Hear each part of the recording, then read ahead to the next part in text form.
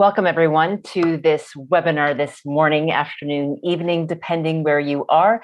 My name is Manisha Thomas, and I have the pleasure today to be facilitating this webinar where we will be discussing Practitioner Insights, Applying Guidance on Accountability and Inclusion, which is organized by PHAP and the IASC Results Group on Accountability and Inclusion, otherwise known as Results Group 2.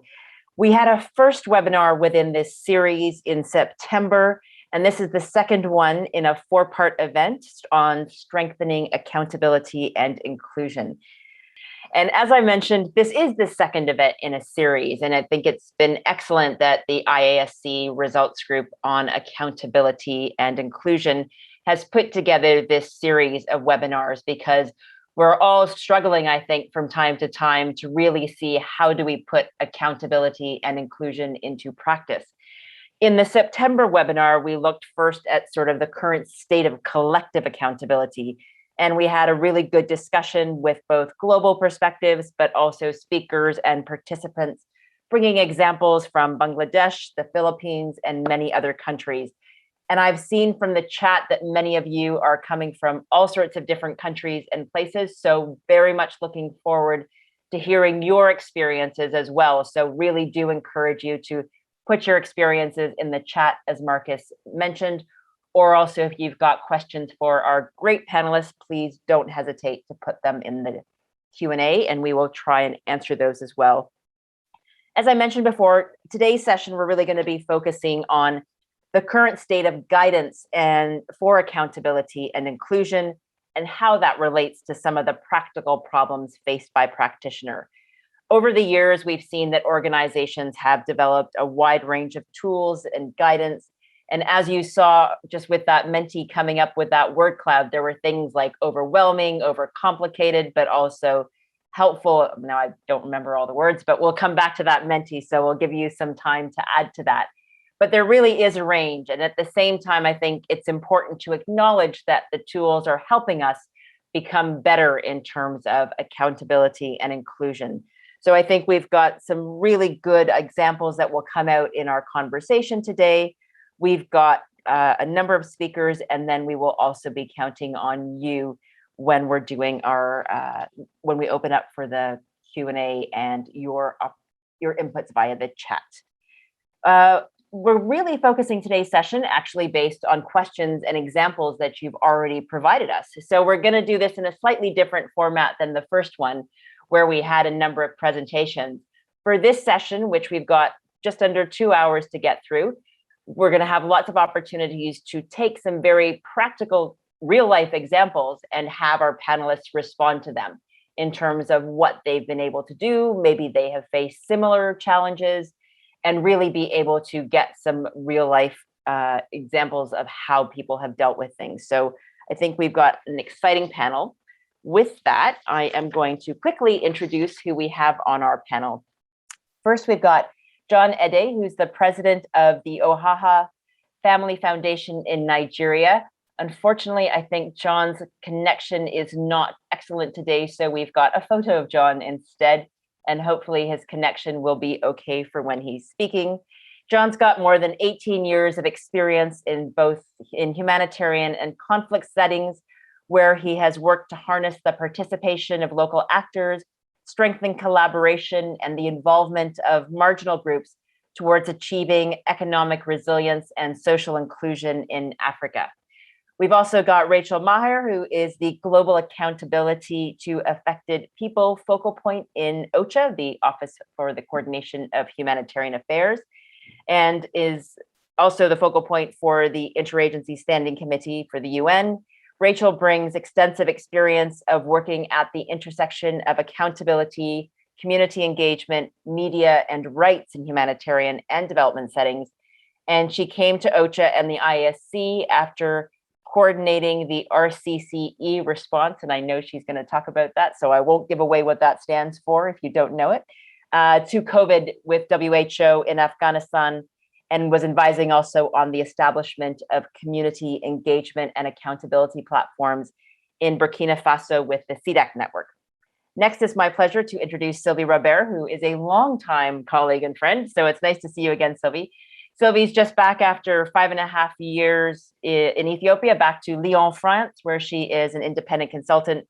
And Sylvie was very much involved with the first Accountability to Affected Populations Network in Ethiopia, and then was the interagency coordinator on the interagency PSCA coordinator until this past March. And Sylvie brings a lot of experience as well, working across UN, NGOs, and the Red Cross, Red Crescent movement. And we first met when she was heading up the Reach Out Refugee Protection Training Project many years ago, which I still think had great ways of getting people to understand refugee protection. And last but definitely not least, Leanne Young, who is the interagency PSCA coordinator in Myanmar, outgoing. And Leanne, a huge thanks for joining us in the middle of your night, because it is quite late. So Leanne will not necessarily stay with us, and we understand that you may need to get some sleep. Leanne's worked in development and humanitarian settings, primarily in the Asia Pacific region for NGOs and the UN for over 10 years, and was recently the PSCA coordinator in Myanmar. And her expertise and experience covers capacity building, refugee protection, child protection, human rights monitoring, and gender. So we have a fabulous panel today, and I think we're going to hear a lot of excellent examples from where they have worked in the past. We're first going to start with a brief overview of some of the tools that are available and some of the guidance. Rachel has pulled out a selection, so she's going to give us a few examples, but that obviously means she's not covering the whole range of them, but at least giving us a few ideas of what's there. I am also going to just, before I hand over to Rachel, maybe just ask if we could have the Menti cloud come up again so that we can see what your thinking is out there around the state of guidance and tools on accountability and inclusion. Overlapping is one of the biggest ones. Complicated, overwhelming, good. At least there's a positive one in there. Too general, but we've got things like good practices missing, a lack of intersectionality, scarce, but educative as well. Little inclusion in there. I think that's an important one to unpack a little bit. Weakness, but insightful, insufficient, conceptual. Fledgling, I think that's an interesting one as well. Focus on affected people, I'm assuming. Good practices are missing. So I think we've got a range of views around what the current state of guidance is, but that fact that we've got overlapping, too general, complicated, and overwhelming as the biggest ones, I think may speak a little bit to the fact that we need to understand where all these fit. And for that, I'm going to pass to Rachel to give us some examples and hopefully help us figure out all these different overlapping tools and guidance that are out there, and at least point us in some directions. Rachel, if I could pass to you, please. Thanks so much, Manisha, and thanks also to PHAP for the series. It's really fantastic to have this forum to exchange learning.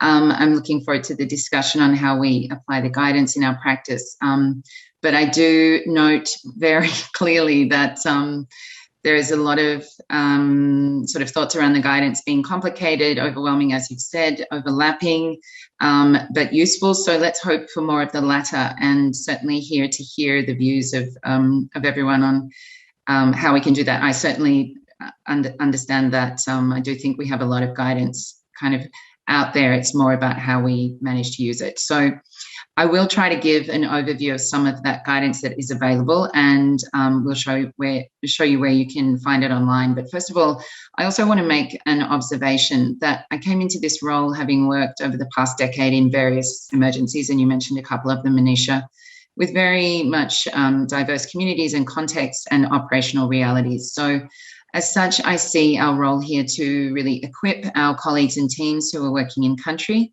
with whatever it is they need in their hands to ensure they can work with communities and to enable better responses to crises. So as we heard very strongly at the last event and discussion, context is everything and responses must be locally driven. So this means that the guidance that I'll talk about in a moment should be viewed as something to adapt in order to reflect operational realities. And that's exactly why we need to hear from you as practitioners. So I'm going to dive in and really hope not to overwhelm, overcomplicate, or overlap in this next few minutes. So firstly, I just want to point to the tools of the IASC Results Group 2. The portal is a place for practitioners to find tools and resources, insights on good practice and examples of what has worked and why. And the service directory is a tool for practitioners and leaders to find out who can provide support on particular issues on collective accountability and inclusion, and where and how to find them. So those are two primary tools of the results group too. I'll mention quickly 3 other areas of work currently underway with the results group: the development of data standards for community feedback mechanisms, and 2 tools that are being field tested now for wider rollout in coming months and years. So that's the collective AAP framework, which aims to help in-country leadership to ensure response-wide action plan on AAP, and the results tracker, which is a tool to measure how well the response is doing at the country level in terms of collective accountability and inclusion. And I'm sure these are tools you'll be hearing a lot more about later. So just to recap, I'm sure you all know the IASC produces a wide range of overarching guidance documents. So in particular, I'll mention the PSEA and AAP commitments. The IASC principles commitments can be used to underpin advocacy efforts, the development of work plans and SOPs, the establishment of interagency groups or networks, and your work with HCTs and other decision-making structures.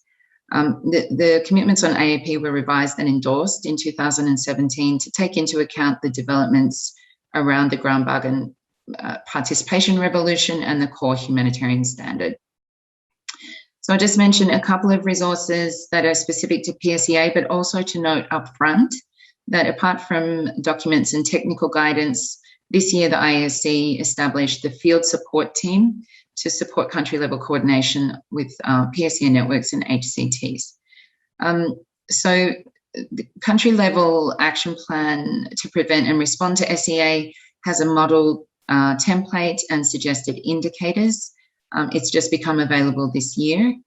Also, just worth mentioning is the IASC strategy and plan for accelerating PSEA in humanitarian response.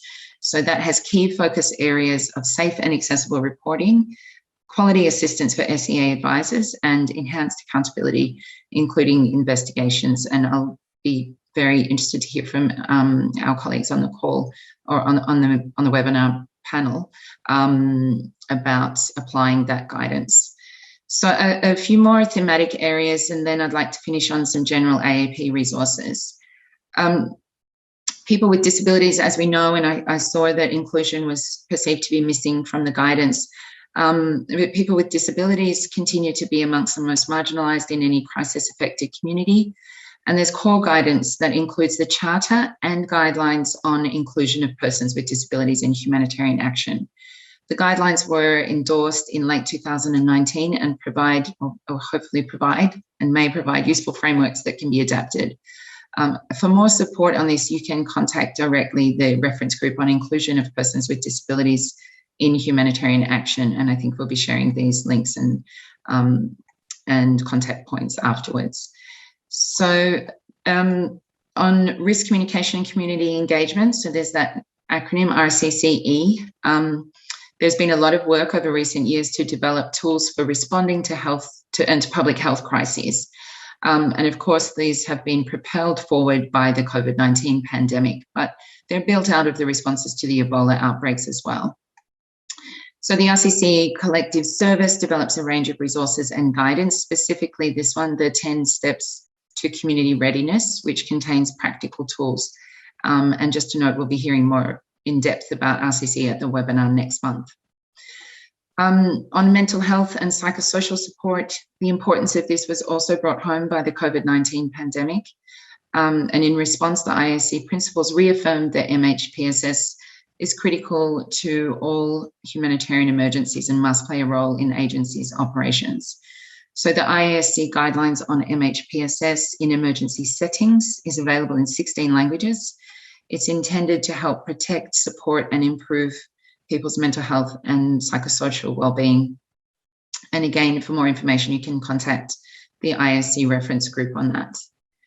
On youth, I wanted to mention as well, as it's estimated, there's around 1/4 of young people who live amid violence, armed conflict and natural disasters, and with very limited access to education, health, and development. So last year, the IASC endorsed guidance on working with and for young people, which puts a strong emphasis on their meaningful participation and ability to feedback on their needs and priorities. And finally, to mention, as obviously that's a lot of the work of the IASC with many contributors.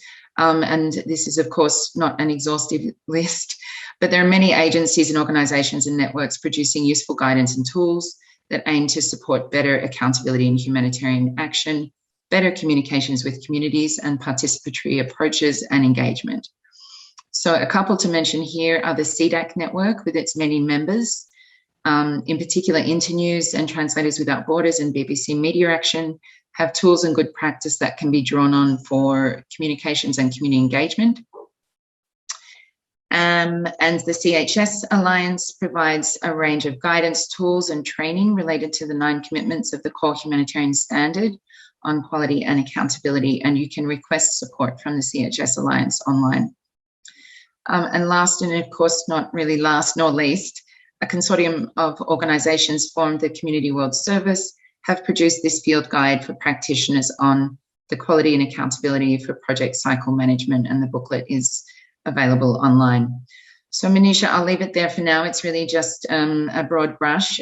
As I said, there's many more resources available, and I think the question is how we make them more accessible and useful to those of you on the call. So I look forward to the discussion. Back to you, Manisha. Super. Thank you so much, Rachel, and for taking us through that range of examples that are out there, even though there are definitely many more, and I think helping us to understand how we can navigate around that. We have put a number of the links into the chat, and I know that PHAP will share them together either later altogether today or after the webinar, because there are so many of them out there. So indeed, hopefully it can help you kind of work around those different examples. And I think what we may hear today from the very practical aspect is, which of those tools would you use in some of the examples that we're going to be touching on. So as I mentioned, we are going to be looking at different concerns that practitioners are really facing, and that we have drawn together a number of examples that people have given us from other situations, and we're going to be using those as the starting point for our panel. Please, again, use the chat to talk about some of your experiences related to the examples that we'll put up. And we will also be launching a Mentimeter poll for each of the examples, where we encourage you to share some of those pieces of advice that you may have for practitioners finding themselves in a situation as described. So it's the same Menti poll, I think. We'll put it up after I walk us through the example. So the first example that we have is on access and remote support. And the example we've got is, in Somalia, our agency has no direct access in rural areas where we implement activities due to the ongoing armed conflict, except via local implementing partners. The country office has developed its own complaints and feedback system tailored to its needs using some of the available guidelines. These guidelines highlighted the need to address all complaints and feedback received, and we have added staff with AAP knowledge to the unit in charge to be able to systematically communicate with the people who reach the office via hotline or email, ensuring two-way communication between beneficiaries, program, and technical staff until closing the feedback loop or complaint case. However, we are facing gaps, in particular of reported cases that would require immediate support and protection to victims, for which there is no standard approach, no common budget, no SOPs for specific cases, etc., and it is yet to be developed with other humanitarian actors. So the question for the panel today is, how can we best approach this type of situation where we cannot directly access victims and others requiring support, and what kind of guidance exists for us? And that example in question comes from an international agency in Somalia. I'm going to turn, Leanne, first to you in terms of some of those links around linking AP, PSEA, because I'm assuming that this required support and protection to victims may be cases of gender-based violence, or it may be cases of SCA, sexual exploitation and abuse, or others. So really would like to hear some of your examples and your experience about making those links when you've got feedback, but then you're not able to pass any complaints or cases that come along to somewhere. So we're potentially putting people at risk. Leanne, I'm going to hand over to you, please.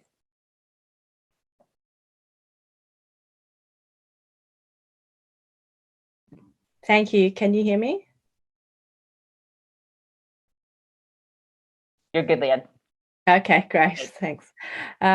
Thanks. That's a really good question. I think it's really valid right now in the COVID situation, and a lot of us are working remotely and doing remote program management. We have a similar situation in Myanmar, where a lot of us can't access affected populations, and we rely on local actors as well. So, I mean, I think what Manisha mentioned is that when we talk about victims of sexual exploitation and abuse, we are relying on GBV service providers. So the UN Victim Assistance Protocol says very clearly that we shouldn't be providing separate services for SCA survivors.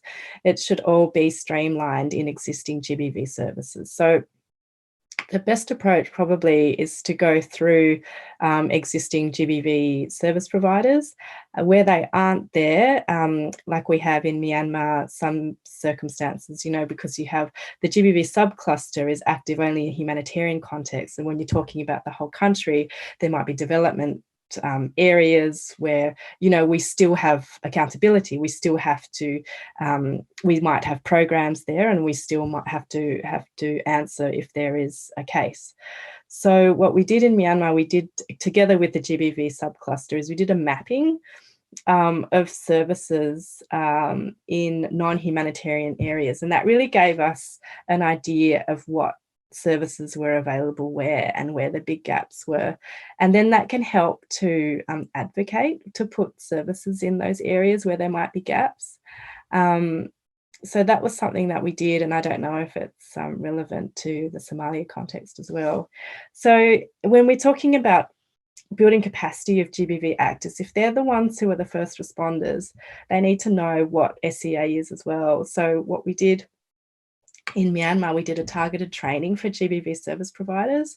We did that remote, so it was on, you know, Zoom, and just really increasing their awareness of the difference in what is SCA, and when we're talking about, you know, the obligation to report.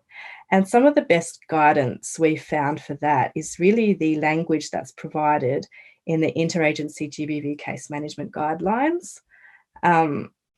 So I don't have a link for it, but if you Google it, which I do all the time, so it's the Interagency GBV Case Management Guidelines of 2017. Chapter 2 is where you'll find like great language, and we put that, like we literally copied and pasted that straight into the training with GBV service providers, so that when they do have a disclosure of SCA, they know what to do with that. So I guess that's my advice on that, and providing immediate support. Where there isn't support available, we've had that for a couple of cases in Myanmar of SCA. And I think for agencies then, in terms of accountability and proceeding with an investigation, that's something that you really have to consider when you do the risk assessment for the survivor. If it is too risky, if there is no protection available, like, you know, I imagine is the case in Somalia, there's no state structures or justice systems that can support, which is similar in Myanmar at the moment. We don't really have a functioning justice system. Sometimes it can be really difficult to actually initiate an investigation, and in some circumstances, it's probably in the best interests in terms of protection of the survivor not to even launch one. So then you have to be a bit creative about what you do in terms of accountability, bringing in the board of directors, bringing in, you know, different people, and how do we kind of work around it to make sure there's accountability. So it is difficult when there isn't protection for the survivor. Yeah, that's all I'm going to say for that one. I could comment on linking AAP and PSCA, but I think I'll save that for something else. No, Leanne, thank you so much for that. And I have dropped the link to the GBV case management guidelines into the chat. So another set of guidelines and tools out there to use. And I think you've really highlighted how challenging it can be if you don't have some of those systems in place and some of those alternatives. So thank you very much for that one. Sylvie, I'm going to turn to you in terms of how you would be able to, or what some of the examples are that you've seen from your work around addressing a situation where you're trying to provide that support, but you're not necessarily able to, the systems aren't in place. But before I hand to you, Sylvie, I'm just going to remind all of you to please answer it in the Menti poll so that you can provide your answers there. And as we can see here, we've already got some great examples coming out: referrals to GBV providers, learn about local civil society actors, use local actors, provide CRM numbers to communities and who are trained to support those who need it. Make sure you've got a strong platform in place. Provide a feedback and complaint through your partners in country. Again, about local actors, really finding out who might be able to provide some of that support. And I think those are really helpful ones coming out now. And I'll let you have a little bit more time to provide some more examples about what your number one recommendation would be in this situation as I turn to Sylvie, so that we can hear from you as well what you'd like to see or what you've done in those situations that are similar. Sylvie, please. Hi, hello everybody. Thank you, Manisha, and thank you, Leanne, for covering the protocols and the formal steps. This is really good. I'll probably come from a field perspective, and what I like to say here when I hear this question about the access and remote support in Somalia is the only word I would keep from this slide is we work via local implementing partners. So there is kind of an access. And here what I like to say is I strongly believe we have to come back to what we call our people-centered approach. We have a lot of guidance, we have a lot of tools, and this is perfect. But we tend to forget people. So how do we ensure that with those partners we work with, we do reach the people and we do reconnect with communities which may be in remote areas and where access might be difficult. And here I'm thinking of the work we started and we are doing, for example, in Tigray in Ethiopia, also in the Somali region, Somalia, and many other places. We have networks, we have people living in the communities. It could be the Red Cross or Recreation Society volunteers. They are within those communities. They are living in the villages, in those remote areas. How do we support them to manage those mechanisms that will allow us to receive complaints, feedback, etc.? And the point is, I don't believe you can send a tool or a guideline or a guidance or a protocol. And we are doing this. And it's terrible for the people because you receive a 40 pages nice report, not even one, but maybe 10, 20, 50. And you're lost with that. So you feel ashamed because you think you should know about it and what it is, and you don't know how to apply it. And then you're told you should localize and contextualize. You should adapt those tools. It's a lot. So what I'd like to say here, rely on people, but provide support. Have a help desk, coach people, be there, you digest the tools. All those guidelines and guidances we are mentioning now are fabulous, but you digest that. And then you can coach people with whom you work, who have direct access. One more thing I'd like to say here, and maybe to raise it now, because I hope it will come back again and again in this discussion, is what about the do no harm approach? What about raising expectations? And what about making people, using, trust as an approach, making people think that if they complain, if they share a feedback, it will be heard, it will be managed adequately with confidentiality, etc. How do we ensure that we go till the end of this process? How do we ensure that our mechanism is functioning? If it is not, we might do more harm than good. So what is the red line and how do we balance that? And I think that in this context of access and remote support, we really have to think through what is in place, what is good enough, what can we do with the people we have, and ensure that we do digest and share the guidance in place. I'll stop here, and maybe last word would be, common sense, guidance and common sense. When I hear about a hotline integrate as a mechanism when there is no network, that's an issue. So common sense should always come with the guidance. Thank you, Manisha. Thank you very much, Sylvie. And I there was always a saying we would say when I was working at ICFA many years ago, common sense, not so common.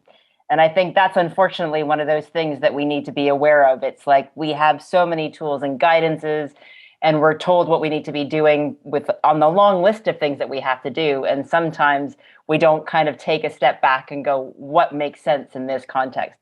And I think that sense of overwhelm that people have already highlighted in the original Mentee about, so much going on is part of that problem, I think. And I do also think linked to that, we see so many demands for reporting. And as you said, creating these long documents, but does that help a person who is in need? Or is it that we're feeding a system that requires a lot of reporting and a lot of reports? So I think that's there. Leanne, there was a question for you in the chat. Could you tell us how your advocacy intervention was working in ensuring the access to services support, especially for filling gaps you identified from your mapping? And there's some good sharing there that's happening. And on Sylvie's point, Charles Antoine pointed out that we do have a help desk, which is part of the accountability and inclusion portal. And thank you, Charles Antoine, for pasting that link into the chat. But Leanne, maybe I could pass back to you to give a little bit more around sort of how the advocacy interventions work there. Yeah, thanks. We were starting to do the advocacy interventions, and then we had the unexpected coup of the 1st of February. So that really threw all of our efforts out the window. But we were advocating to government, the civilian government before the coup happened. And that was part of ongoing efforts by agencies, like UNICEF, UNFPA on building government capacity. So in those non-humanitarian areas, government had a much, as it usually does, a much more active role in being the first responder.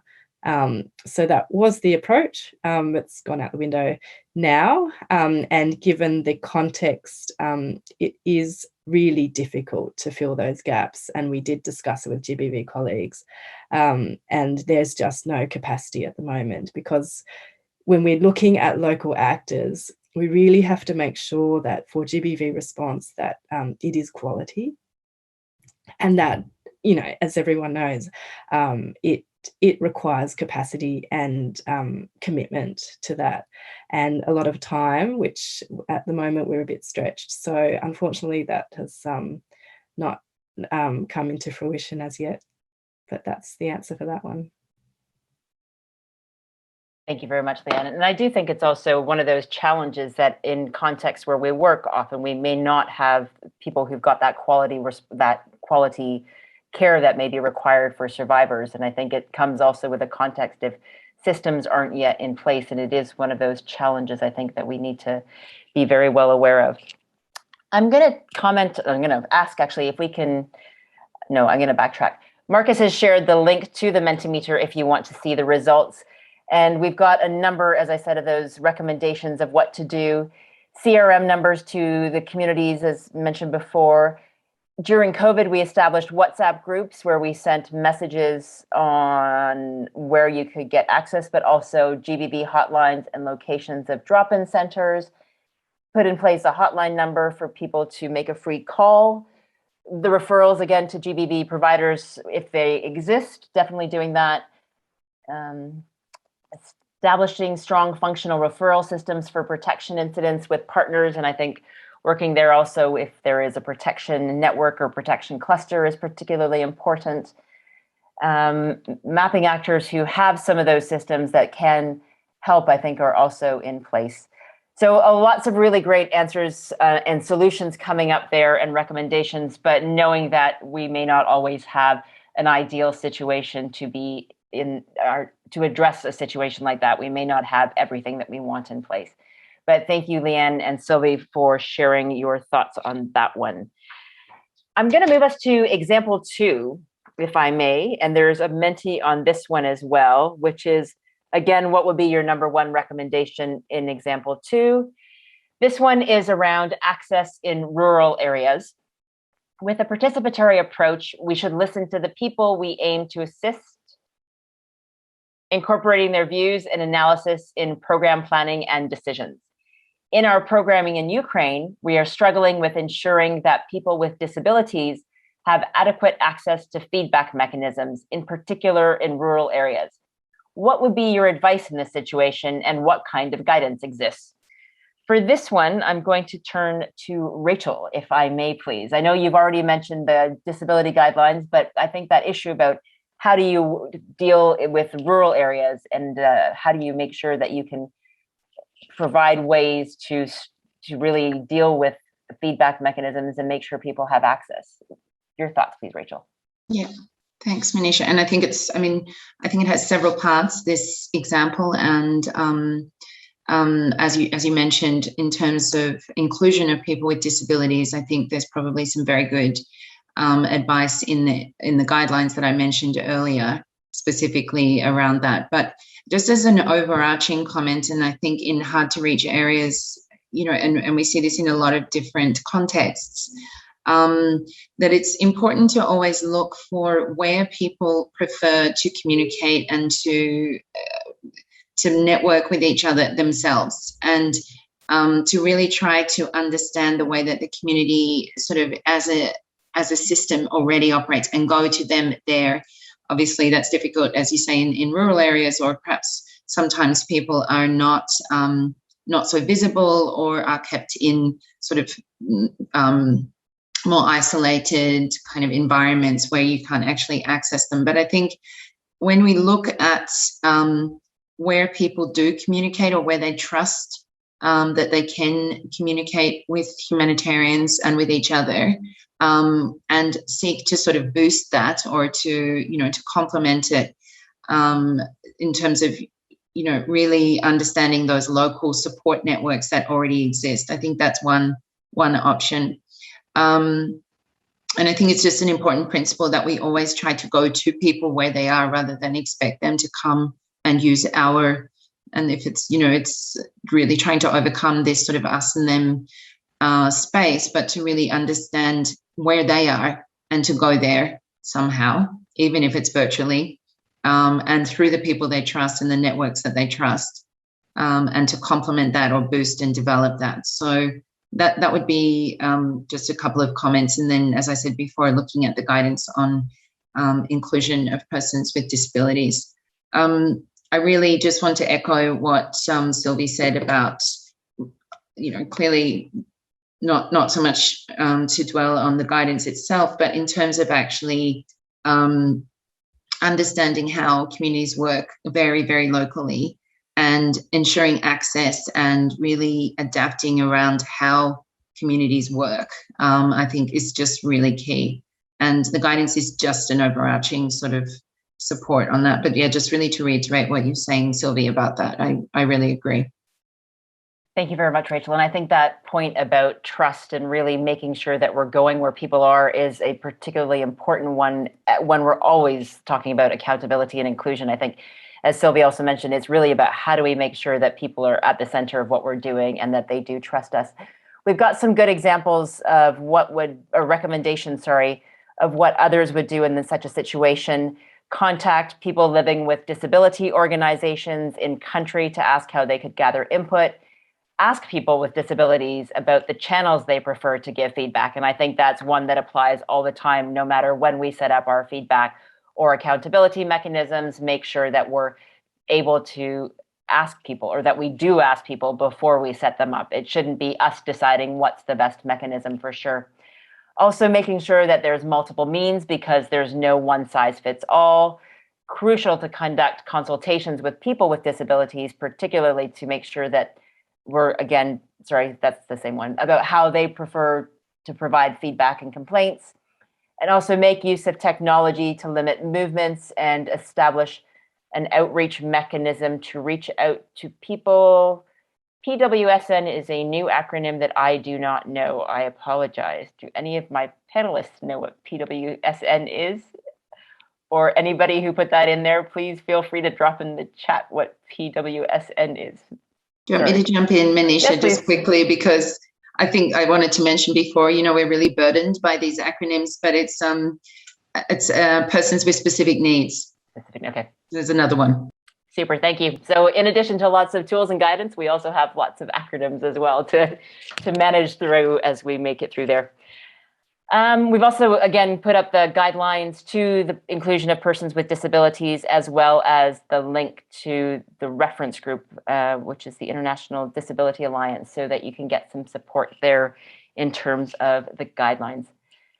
I think those are some excellent examples. Rely on a community volunteer is another one that's there in the examples.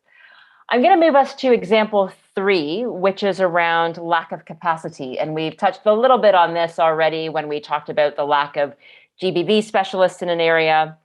But with this example, we've got our agency is leading the PSEA network at the country level, where we are integrating the focus on AAP with the coordinator role to support its strategic implementation as planned under the Humanitarian Response Plan.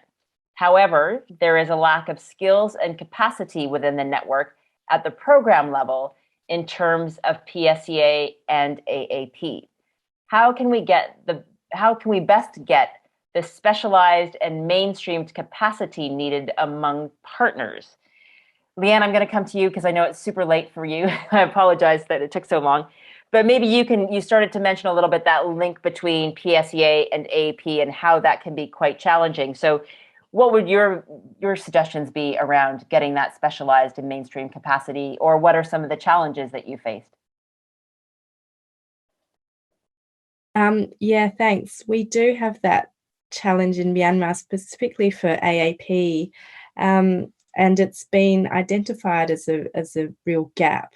And as such, we've diverted some funding. We had some funds for AAP and PSEA strengthening as part of our humanitarian response plan, which I would really recommend for trying to commit some resources, is using the HRP to put in interagency PSEA and AAP activities. And so we've drafted terms of reference for PSEA AAP capacity building officer, a national staff or consultant who will be dedicated for about 6 months to roll out a training of trainers, to train cohorts, particularly local organisations, because now with COVID, everyone's relying on local organisations a lot more, and this goes in line with localisation as well. So the focus of the training will be for local organisations and the local staff on what is AAP, how to integrate AAP into the program cycle, and including PSEA in that. So that's upcoming. In terms of maintaining that capacity, that's also the hard thing, because it's very easy just to do, one-off training and say you've done that. But in terms of trying to keep the momentum on that, for PSEA, we've really tried to hold regular CSO outreach sessions, and we've got a national coordinator to help with that, and that's all in the local language. It's really more of an informal platform where local organisations can express, some of their concerns. Some of the feedback we've received from the training is that the language we're using for PSEA is too technical. So the suggestions are to really use layman language, really make it relevant and easy to understand at the local level. So I think that's really good advice. That's something we're going to take into consideration when we're revising these training materials. So yeah, that's from me. Thanks. Super, Leanne. And if I'm not mistaken, I think the PSCA principles were actually turned into plain language at some point, were they not? Yeah, they were, but it's still too technical. We're trying, I think, and then when you translate it, that's where we really need to start getting absolutely plain language, because having plain language in English doesn't really make any sense once it's translated. No, that's an important one. So thank you for that. John, I'm going to come to you. I know that you wanted to comment on this example, given your experience and things that you've gone through, and think you've got some ideas for us. Can I pass to you, John, please, to tell us how you would address this lack of capacity? But I remind you all, we've also got a mentee on this one to hear what your responses and recommendations would be to this third example of lack of capacity. And the link is in the chat. John, please. I think the COVID-19 was a mayday call for all of us, because it was a case where evacuation happened. Technical assistance in countries were evacuated back to their countries. So what we saw was program suspension. Some programs were hibernated, if you may. Now, how did we bridge that gap? Basically, we had to rely. I've heard that said. We had to rely on local capacity, local hands. We had to go back to the people we trust, the people we've had to build certain relationships with in the community to bridge that gap. So when travel was limited, we had to ensure that we send materials, we send information to them. But coming back home, this is how we do it. We ensure that whatever. Let me backtrack. We seem to have too many guides, too many documents, lying somewhere in PDF version on our shelves, in our computers. But when it comes back to the real life issues, you have such a limited time.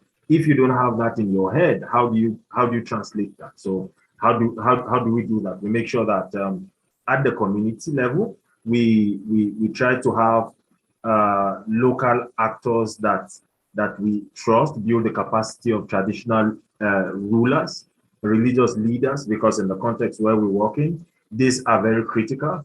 Also, there are a few trusted volunteers you can have at the community level that can help you when network is unavailable, thanks to the global crash yesterday where social network wasn't working. So it gives us a reason to rethink reliance on mobile communication. Also, don't forget, the mobile communication poses another threat, which is data breach, because it's owned it's owned and managed by private sector. So what happens? Somebody can decide to switch off your network tomorrow, and what would you say? So relying on the traditional method, we've had to encourage, in the last couple of years, we've had to encourage donors and INGOs to ensure that they build truly local capacity.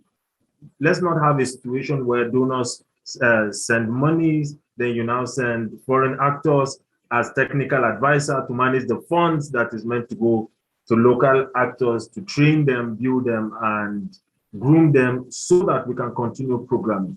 And the very careful part to look at in the lack of capacity, a lot of the times we see that reported. We see that reported that people have been sent on training, people have been sent on this, but look at it in two ways, institutional and individual. Maybe what you did, whatever funds were spent would have been to build the institutional capacity. But what of the individuals? Now we have issues where I remember one head of local organization was saying that at a particular time, about 7 or so number of her staff were poached by the INGOs who come to pay heavy. Now, if we don't do this, how do we then continue operating? Also, it would be helpful if during the grant application process, expression of interest or whatever you call it, you say that there should be this number of local technical hands in that program. You should have a specific number to say they must truly be local, most likely in country or in that state or region. And that would help us improve capacity individual, then also the institution, put some funds, deliberately put some funds to say this is for training in this aspect, in this area. The issue about guides about people living with disability, just recently I think it was last year that our national government agreed to setting up the people living with disability. They have not been captured. You don't bring them in when you are deciding on this guide. How then we make this guide for them? We don't make it with them. How do you intend to have a truly good survival complaint mechanism without the survivors of GBV? How do we intend to do that? We design this and bring it to them. I think it's time to stop this hand-me-down approach. Over.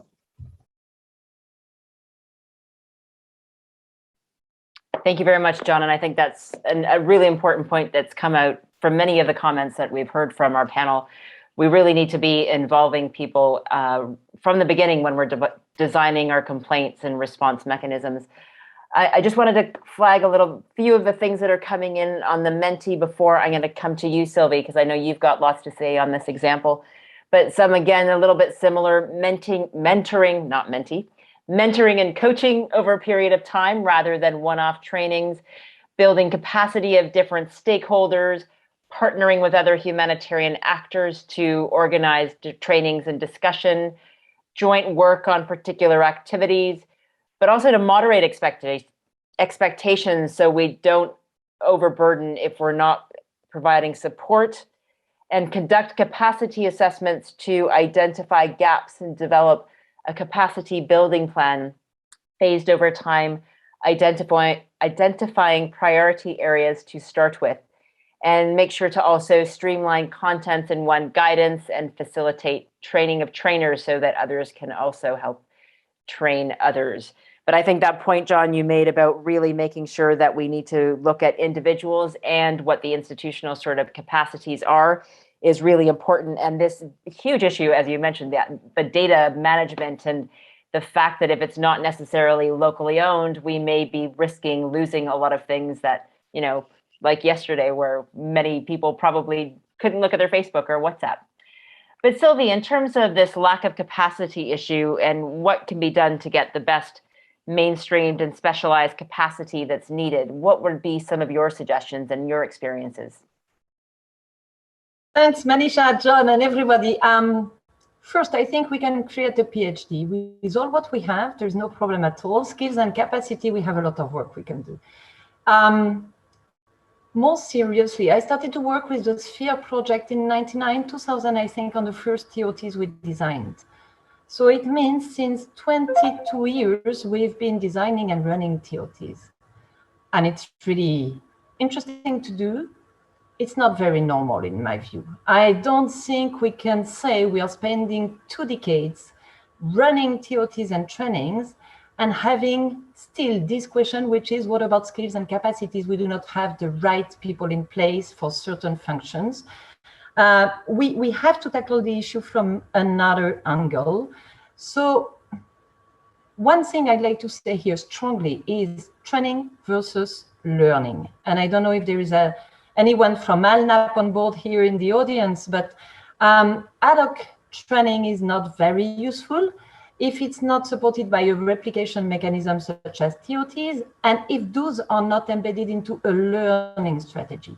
If we do not know who should be the audience, what people should do, if they have clear TORs, if there is management on board, and if this links up with meal monitoring, evaluation, accountability, and learning, and middle and senior management and wider strategies, then it's probably useless. It's always good for a human being to be part of a training. It's always fun. Well, I hope so.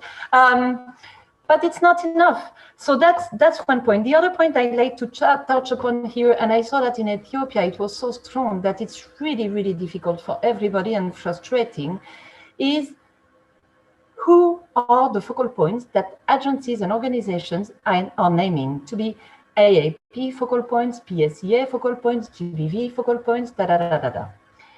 Do they have their function explained? Is it reflected in their TORs?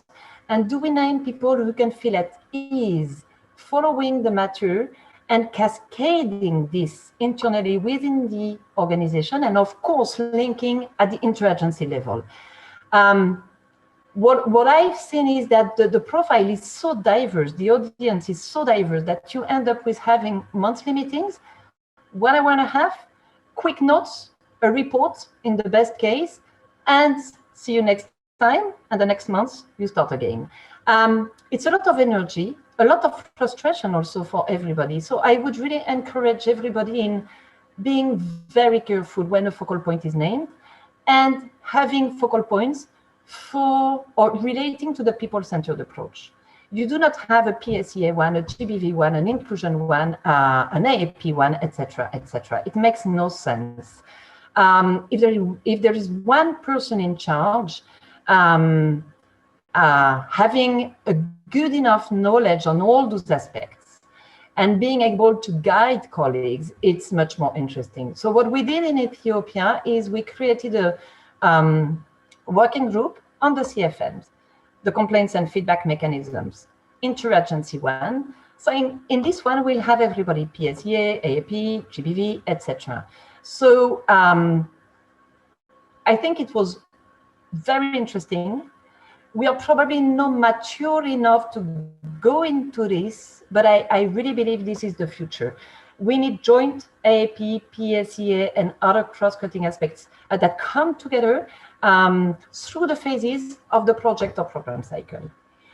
Last but not least, I want to say the big word, compliance.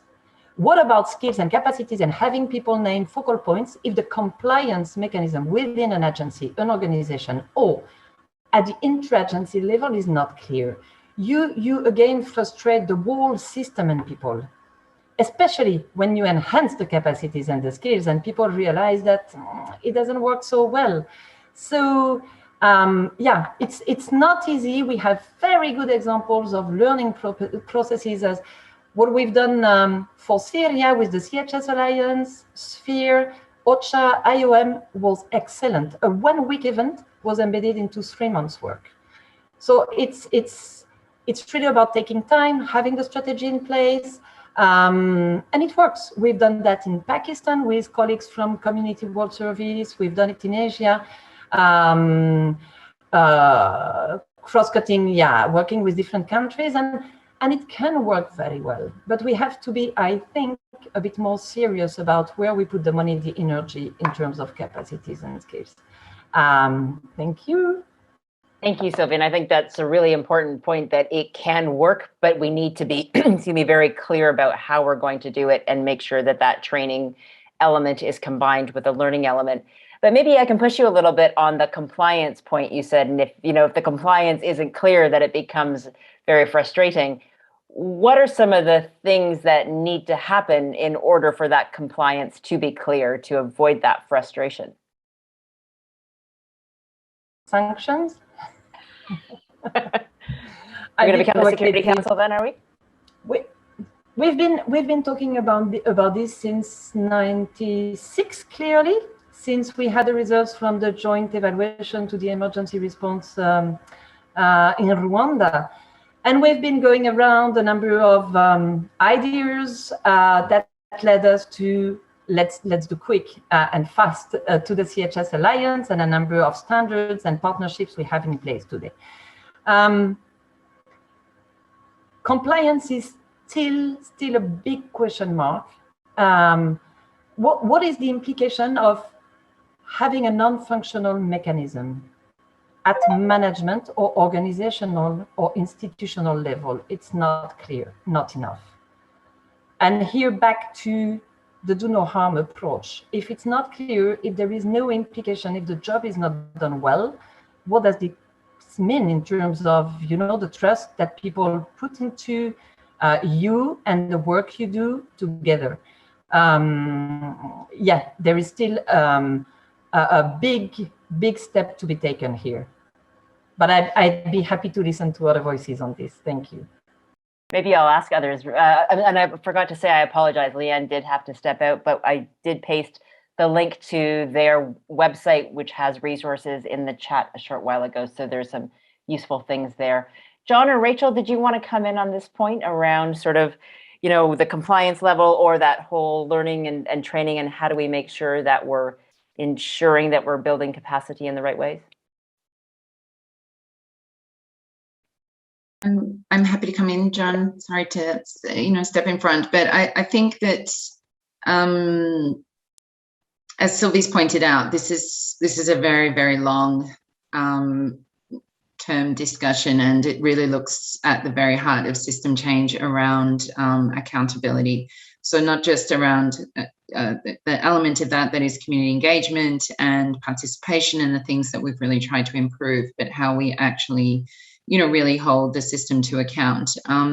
So not to, propose having answers to that, but I think it's something that we've really been focusing on very, very hard here at the IASC around, particularly because we have been looking at how to field test this AAP framework that does have intersections with, the PSEA action plans, with gender strategy at country level, and really looking at if we're going to have meaningful engagement using a tool like this, a framework that looks at system or response-wide action plans on AAP and accountability, then we really need to be looking at this system-wide question around compliance and what happens when, because as we know that, AAP has been something that's optional, or accountability and inclusion is optional. And we hear a lot of discussion around that and around the fact that there hasn't been really a way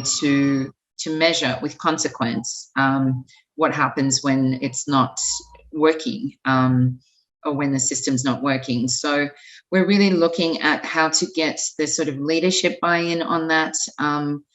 Where AAP is on the agenda for this, the HC retreat, the annual retreat next week, and really trying to look at this question around compliance, around incentives, and around what happens when it doesn't result in the response. But the other thing to mention is that this is one of the reasons this results tracker has been developed through Results Group 2. To measure progress on delivering on in-country commitments on AAP. The results tracker is built around the 9 commitments of the core humanitarian standard with a number of related indicators. I know it's a tool in itself, and without the sort of action that's going to result from using it, it's simply a tool to measure something, but it's designed to take the existing data and analyze it against those indicators to come up with a snapshot and analysis on this progress around the commitments on accountability, quality and accountability. So this in turn is intended to be used to guide planning and implementation and of course monitoring. But the real question is outstanding there. What happens when, if there is no progress? So we're also bringing this very question through some of the policy work that we're doing through the IASC and via a very small and time-bound task force to really look at that history, really look at what has been, attempted, why it hasn't worked. I mean, obviously these are huge questions, but really trying to bring some of those recommendations forward. And we really want to take that back to the sort of IASC principles. Just to Manisha, just to bring that up as process is currently underway. Super, thanks very much, Rachel. And I think that's a great thing to be able to see how are we doing sort of collectively at the field level. But again, as you both mentioned, this is a long-standing conversation, and even when we do have systems in place, it doesn't necessarily guarantee that we're going to be complying with the things that we say we will. It provides sort of an overview of what an organization commits to, but then what happens if a country director doesn't make sure that happens. And I think that accountability, of senior management, making sure that accountability and inclusion are priorities for senior management is also, I think, one of those big challenges. Because if you look, as you said, Sylvie, is it in their TORs? Yes, along with many, many other things if you're a country director. And how we get AAP and PSEA and people-centered elements up at the top of their priorities versus fundraising for organizations or delivering on what an organization has asked for otherwise, whether it's towards donors or whatnot, I think is where there's sometimes the tension. And it'd be really interesting also, John, to hear from your perspective, because you talked about individuals versus institutions. If you've got any ideas around that sort of compliance and how do we make sure that we're really putting people at the center? And Sylvie, you look like you've got something to say on that, so I'll come back to you after. Okay, thank you. I remember in 2019, early 2019, I went for a training in a refugee setting, and quite interesting to know that we were not just students from other parts of the world. We had INGO member staff, we had the UN, and very, very interesting to know that we had refugees. And to ensure that the learning was sent home, we had people from representative from the government also, because it's one thing to do all of your training, it's another thing for the member organization or the member state to agree to what you're doing. And like Rachel rightly said, there is also that HQ country level disconnect that we need to also fix, because the country director or the country manager has a task to finish. So now, after the training, we left, but the training footprint is there because we had refugee population, we had people from the local community, and it greatly helped. Now that fast forward, something came up, an organization came up at the offshoot of that, and conditions that were led was it will be led by foreign actors for the first 2 years, and after that, local actors have to lead it. So there needs to be some political commitment, some leadership commitment to accountability. It's one thing, like we say in climate change, blah blah blah speech, blah blah blah. We just have all of those blah blah blah talk, and at the end of the day, what then happens when you are caught in the crossfire? What happens when you are caught in the situation of crisis and you can't reach the UN compound? Yes, there is a UN protocol that says you can come to our compound and be safe, but now you can't reach it. What then happens? So these are some things that we need to put in practice, not just theory. And how we get that? Bring the people who are affected, hear from them. Let's have the bottom-top approach, not the top-bottom approach. And also have the leaders, the leadership of any organization, of any institution that is going to work in that context. Listen to the people who are in the field. Some leaders are office managers. We just sit in the office and wait for reports to trickle in, prepare the report and send to HQ, but no, or answer to what donors are asking or your contributors are saying. There is need to now say, what do we do coming from the people in the field? What are they saying? What are we hearing? What are we learning? How can we bring that and incorporate that into a capstone project, a capstone program that incorporates what the people are saying? The training I mentioned earlier is a situation where we had to go to talk to the refugees, ask them why this is happening, why this is not happening. And we were able to develop something that was adopted by the sub-office. And it was interesting to learn that, yes, they were open to learn, they were open to know. How then do we get this? This capacity is not a one-time off situation. We've been crying this through the grand bargain. We have raised our voice through the Charter for Change localization group. We have raised our voice even through the IASC Results Group. We have raised our voice to say local capacity should be enhanced, build local capacity. And in our own context, it's evolving, because here we have crisis of terror attack in one region, then very recently we have bandits. You can't use the same script for terrorists and bandits. You have to change what and between when it changes, like someone told us from a donor community, it says it takes around 6 months to request for a donor for funds. It has to go back to HQ, and you have to explain all of that. So we need to be forward thinking, forward planning. What are the needs? And like somebody rightly mentioned, the reporting is very critical. How then do you know what funds have gone to where? How many people have been trained? Not data. Data alone can be, these days we see data. There was an event I saw that 50,000 people registered, but they never told us how many people attended the event. How then do you want to tell the people that are at the center of funding that this is what happens? Lastly, I want to share. I remember there was a situation we had. Sometimes they ask us, what is it for sale? How much are we paying? And who is funding you? These are some questions we hear very often when we deliver humanitarian assistance, because maybe some organizations, some people have gone and have sold items. And now you are bringing these materials, these donations, and they're looking at you like, how come you are not selling? Why? Because you have not reached out to them to communicate to them what happens. And when you are collecting data, you don't even tell them what the data is for. How then do you expect? We need to balance that accountability, especially in the areas of capacity building. Thank you.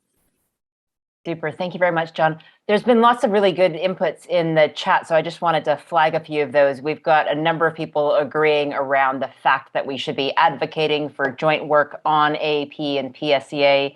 South Sudan, for example, has an endorsed AAP PSEA strategy at the humanitarian country team level. There should also be joint AAP, PSEA, and protection with compliance dimensions to ensure implementation and monitoring. And part of it is also about advocating for joint community-based complaints mechanisms so that we're able to receive complaints from all of the community. And I think that issue, again, around bringing on the leadership on board, John, just as you were saying now, accountability becomes much more realistic when our capacity building interventions are linked with organizational governance. So again, that making sure it's not just about training individuals, but the institutions as well. And we also need to be sure, there's some other ones here about being sure that our response to complaints and feedback remains swift and agile at organizational levels, and that we don't add additional levels, but also making sure that we're thinking about joint actions. And I think that's that point about developing community-based complaints mechanisms together. Sometimes we feel it's too much about funding and organizations are kind of craving to have funds. And I think, how do we make sure that, senior leaders are saying, we need to work together on this because we're putting people at the center, not because my organization wants to be seen as the one up front. We've also got someone who suggested that it may be too cynical, but when you tie compliance on PSEA and AP to funding and financial penalties, then you would potentially have more attention paid. And an interesting experience is given from CAR, Central African Republic, and Chad, where UNICEF promoted an evaluation on AAP done by Ground Truth Solutions, and then shared the results with all NGOs operating in those communities, and then organized capacity building for those NGO staff in the field, creating a common understanding of issues and develop shared solutions. So some very good inputs and things there. Sylvia, I don't know if you wanted to come in because you look like you might have wanted to come in before I pass to John. Thank you, Manisha. Maybe just a quick word that may link to the next example also. Highlighting that I think the future is really with regional approaches. Joint approaches, interagency, agency meaning organizations, institutions, comprising all those actors involved in the same place using the people-centered approach. And yeah, working together at a regional level. But of course, this is linking to other type of, let's say, power issues or competition, which in my view can be very good and can lead to more natural compliance. But I think we have something that is being designed now in West Africa, in East Africa, in Asia, Bangkok, in few places, in few hubs in the world. And that's a good step to take, and also to enforce localization and contextualization. The only thing here would be to avoid adding new layers, redoing what is done at the global level. For example, having the portal is very good. We don't need to have a new one at regional level. Just need to use what is in place. Thank you. Maybe, Sylvie, can I push you a little bit on that in terms of the regional one? If you could just explain for those who may not know, including myself, how does the regional one, that approach really work with local or national organizations, and how do you overcome some of those language barriers if you're working across countries? Or did you mean regionally within a country? Yeah, regional, there's, for example, a platform launched for East Africa, for Eastern and Southern Africa by OCHA, where agencies are meeting now on a monthly basis, I think, discussing AAP, PSEA implementation, etc. And I think it makes a lot of sense in terms of, again, people-centered approach. If you speak about people in Tigray, you want to work with Sudan, with Ethiopia, with different actors in different places. You do not want to work only at a national or local level. You really want to expand and to consider people and people on the move. It's also very interesting to link up at the level of regional strategy for each organization and institution. And maybe to answer one comment from Aster Guillermo here in the chat, yes, it can force leadership to be on board. When you come to the regional level, you tackle senior leadership and you ensure that it's cascading at different levels within the organization and the institutions. And then these famous AAP frameworks, PSEA strategies, etc., could be endorsed at a regional level. That would be much less work. The countries could have their own, let's say, contextualized version, but there could be a regional one. And then it's all about coherence and value for money. Thank you. Thank you, Sylvie.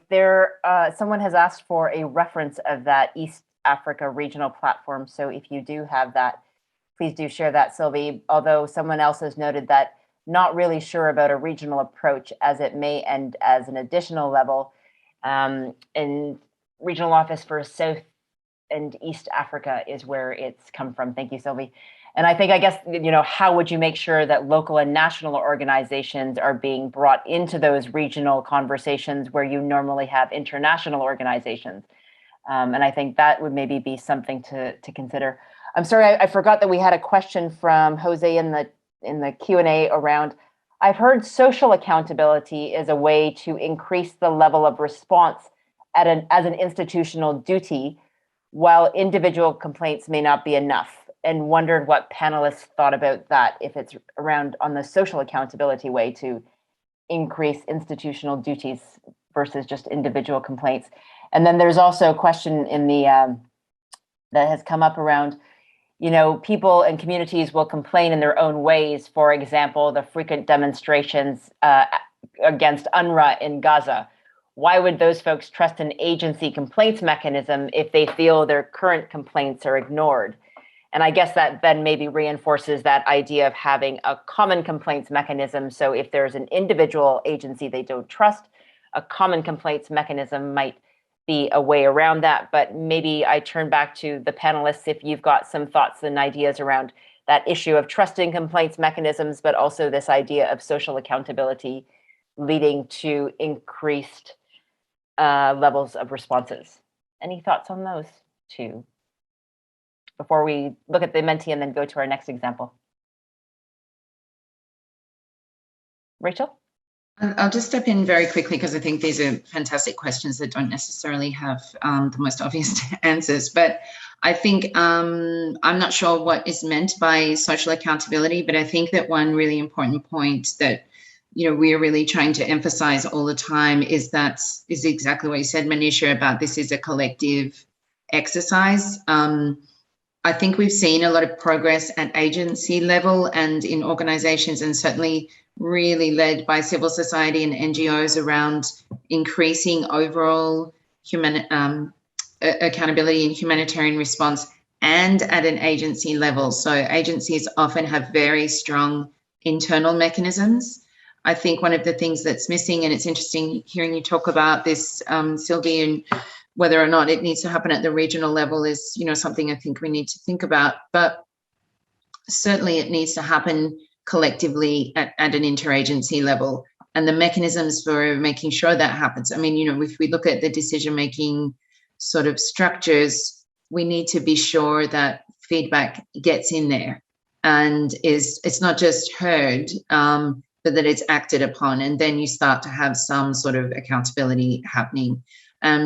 So whether social accountability is a sort of interchangeable phrase with collective accountability, I'm not sure, but I certainly think of AAP at least, and PSEA to be, a collective responsibility, and really can only work at the collective level in terms of do no harm and ensuring that communities or individuals within communities are not left behind or fall through the gaps. And as you say, if they want to complain about one agency or one person within an agency, there is a space to go for that. And that at the collective level, and this is why sort of information management is so critical to this as well as coordination, is that we are able to gather feedback from different sources, from communities where they are, not to expect them to come and use one hotline or another for different complaints or feedback, and that we can track and understand trends and, where and in what way we can build trust. But also that those trends are then brought to some of those decision-making forums again. So, and leading to better response, but also to genuine accountability, where the responsibility is taken for what happens and for the decisions that are made, and that is communicated back. Super, thank you, Rachel. My mouse went on walkabout on my screen somewhere. Sylvie or John, did you have any comments or responses around that idea of social accountability, or the idea of also making sure that we've got those, how do we make sure that folks trust in a complaints mechanism if they feel their complaints are being ignored? John, please. Okay, that is a very dicey one, because when you have a combined effort, it's interest-based. Every organization or every institution that decides to sit on that particular place is trying to protect its own interests. So we need to get through the fine lines of that decision making. Who holds the data? How do we report that? How do we protect the privacy of the participants? How do we protect the institutions that are involved, so that we don't counterproduce what we are trying to achieve? Because if a certain organization is known to do this, then it's a backlash.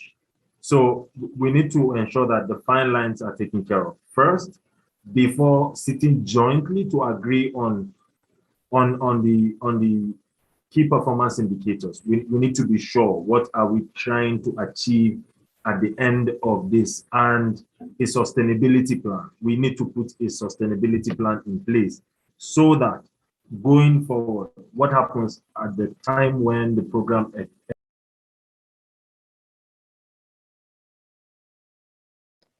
We seem to have lost John, unfortunately. Sorry about that. Hopefully he can come back and finish that thought. We've got a couple more responses in the chat around the conviction level of communities to complain and feedback. For example, in the Middle East, Africa, I guess, MEA, not sure, but it's more linked with addressing only negative things, as they're not fully aware of the benefits of feedback. So they believe it's to complain is good. Believe to complain to God, not to people.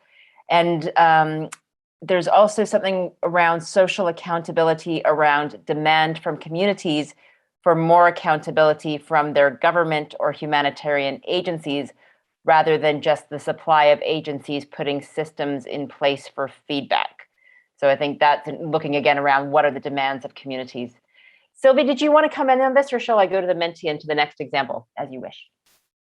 Maybe a word to close. Let's remind our humanitarian principles and think about respect and dignity. We speak of people. We do not speak about organizations or institutions. So at least this is what we are saying.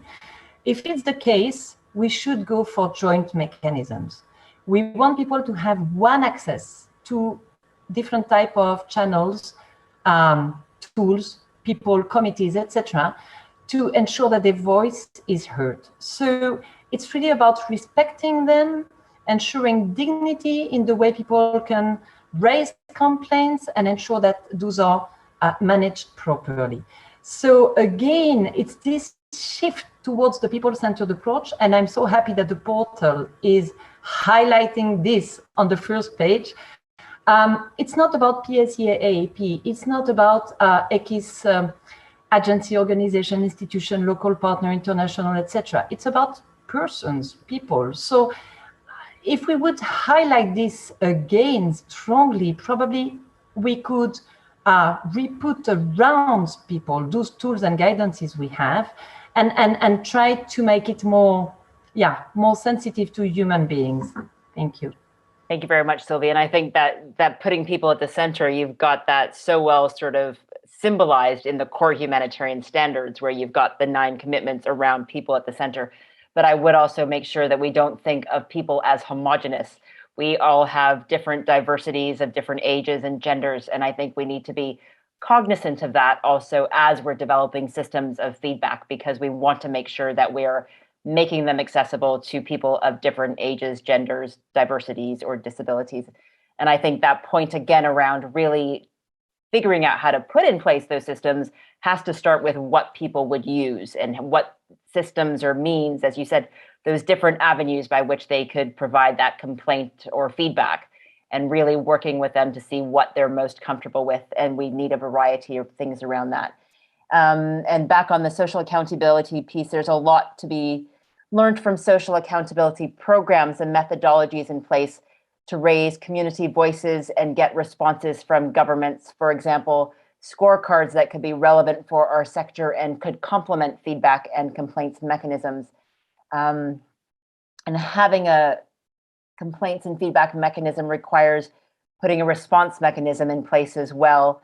We can't just receive them, but then not respond. So response and complaints and feedback mechanisms go together, definitely. John, you're back. Welcome back. Sorry, we lost you there. I'd lost you when you were talking a little bit sort of around the sustainability plan, and then we lost you. Did you want to finish that thought before I move to the next? Okay. I think that would also mean that the network needs to be accountable to me, because tech decided that it was time to switch. So yes, we in doing this, we need to move from programs time-bound situation to context specific. John, your network is losing you a little bit, because with your video, I was losing you. I heard context specific, and then I lost you. Sorry. Okay, so is it better now? Yes, it is. Please go ahead. So if we are talking about context specific, to talk about sustainability, we need to talk about context specific, situation specific, not just generalized, like you rightly pointed out. We are not just talking about people, we are talking about persons. They are individuals. We need to also look at how to sustain it, not just the program should run for 3 years, and whether we achieve what we intend to achieve or we don't, we just move on to the next thing. No, we should realize that by this period, by a certain period in time, let us rejig it, do some monitoring and evaluation, and see, are we achieving what we want to achieve? Then we can pursue, okay, we need to extend it, we don't need to extend it. But until we do that, we just are going to move from one program because the program director wants to ensure that he meets his target. He has a target on his shoulders to meet, and donors are asking for data, reports and meetings. No, we need to stop and say, have we solved the problem?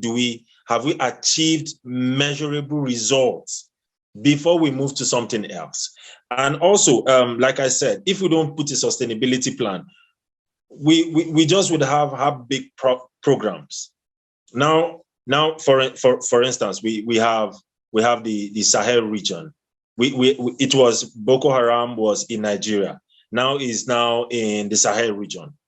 But the initial plan or the initial program design was for Nigeria. Now it is the Sahel region. Have we looked at it to upgrade and update that data? Our program to focus on that. And also, we need to ensure that our programs are very gender and inclusive of people living with disability. Until we achieve those, to sit on the key decision table, we are just going to do the hand-me-downs, which is done sometime in an air-conditioned room somewhere in the global north and is handed down to the global south. You just implement. How do we implement? We have a guide, we have the policy to help you implement that. No, we need to move from that to sustainable programming, long-term, to achieve better result outcome. Most times we have learned that impact is not in the question. We just talk about outputs and outcomes. We don't talk about impact. Over. Super, thank you so much, John. I think we're starting to get into our fourth and fifth examples, and I know that there is a question related to one of the examples coming up. So Rick, I'm gonna read your question, but then ask my panelists to come back on that one as we get into the next questions, which was about, I'm unclear if the joint mechanisms are meant to apply to complaints and feedback mechanisms or the entirety of AAP. Will these joint mechanisms also involve collaboration and participation of affected people in decision-making, so more on the social accountability side and not just relying on reactive complaints channels? And John, you just started to get in there about how do we really make sure that we're getting people to those decision-making tables when we're making decisions. And will there be joint mechanisms for transparency, for the measurement of AP? Just trying to understand what to expect in the future. So panelists, I'm gonna let you keep that one in mind. Before I just show that this one, we've spent a lot of time on this example, but I think it's been a super rich conversation amongst our panelists and through the chat and questions as well. I think we've got a couple more new additions to the Menti. Thank you. The other ones would be that have been added since I read them last were reach out to CHS Alliance, who has a training of trainers course on the core humanitarian standard for providing training and capacity building for partners. But then knowing that that needs to be, as Sylvie said, linked into a learning program so that it's not just a one-off. And then the other one that is new is knowing the real need and making them part of the solution, I think was the next new one. There we go. Perfect. So really understanding what the real needs are. That was a really great example. And as Sylvie, you've already started touching upon a little bit what example 4 is about, but I think we may have a little bit more there to explore. And again, we have a Menti here as well about what your number one recommendation for example 4 would be. And now I will let you know what example 4 is. It's about regional coordination.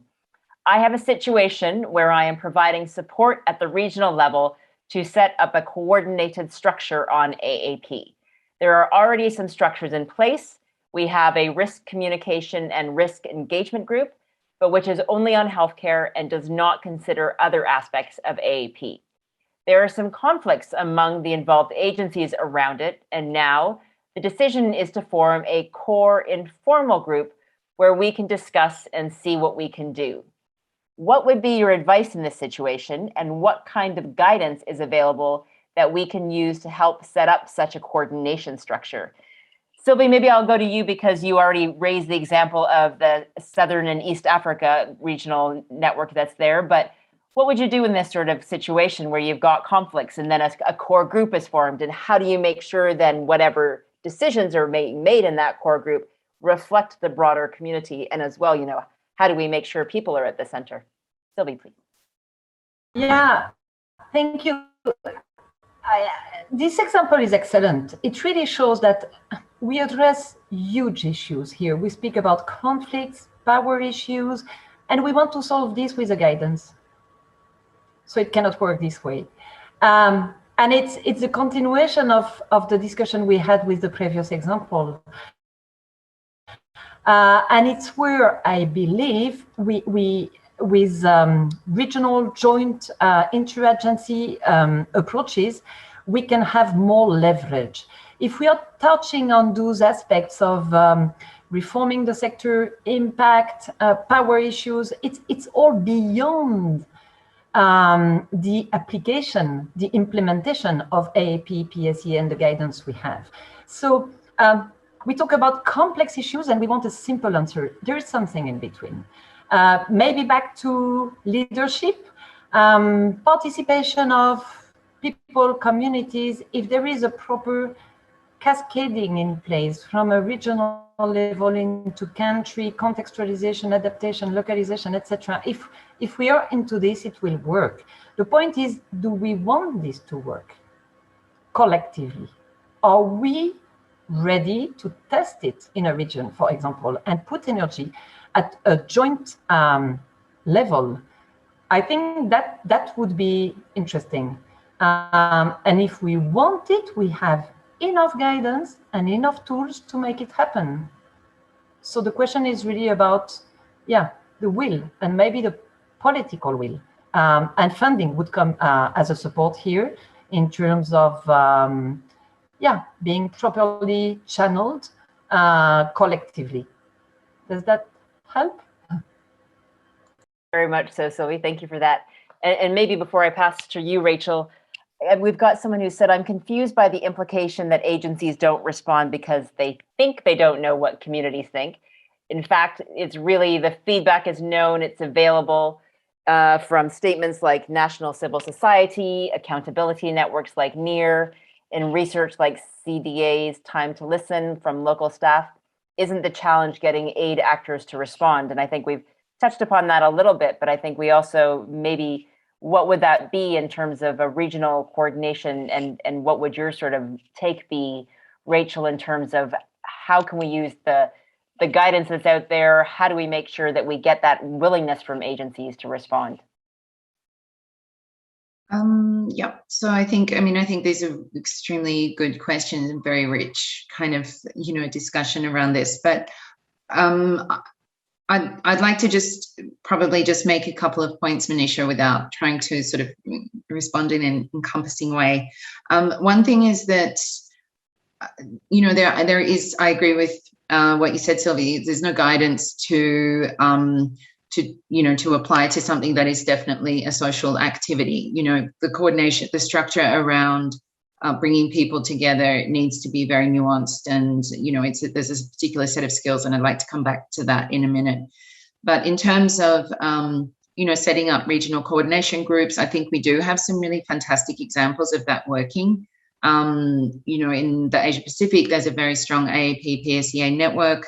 If it's about TORs for that network, there's a document that I know I get asked for often and I share often. Again, they need to be adapted and localized and so on, but we do a lot of sharing and direct response to sort of requests for support on templates and things like that. So, but that's around, I guess, the terms of reference. And I think one activity that brings people together is the activity of coming together to agree on terms of reference for those involved. Obviously, there's different vested interests for different agencies and different sort of people who might be sitting around the table. I'm not sure that a sort of parallel group or a core group has longevity. it can lead to being able to have a more nimble and quicker response. But I do think there's this huge piece of work that needs to be done in any context, and whether it's regional or national or otherwise, around these particular skills to coordinate. And that means bringing people along, and it is a leadership skill. And it is, I think we've struggled in around AAP to really convince some, corners of the house that we do need people that can really lead on these issues and bring it together. It's not to say, now we've got another advisor who's going to tell us exactly how to do it. And I understand the concern is also that when you decentralize the responsibility for something like AAP, and someone can just say, that's the AAP advisor, it's their job to do that, then you lose the fact that accountability is everybody's concern and should be. But in terms of coordinating and pulling people together from different agencies is a particular set of professional skills, I think, and, that includes sort of leadership skills, so-called.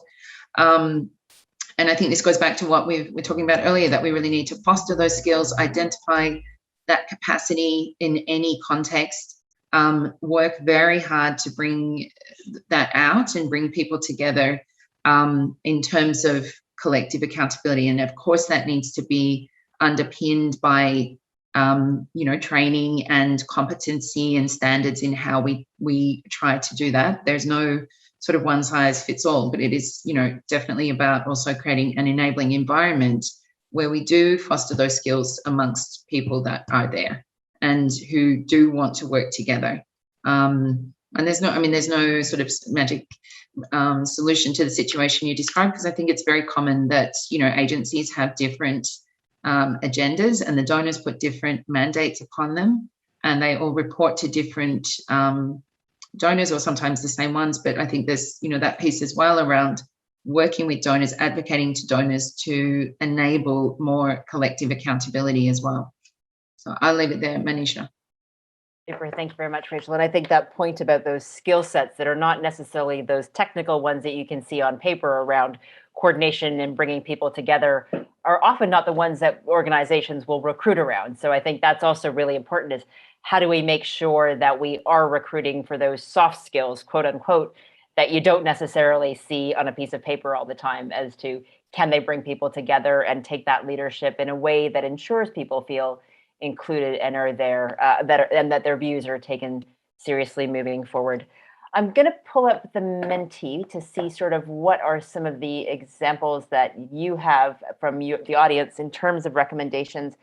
We've got build relationship to understand the challenges and the reasons behind the conflict and identify ways to build trust amongst the agencies. Accessibility of specific persons with disabilities needs to be ensured.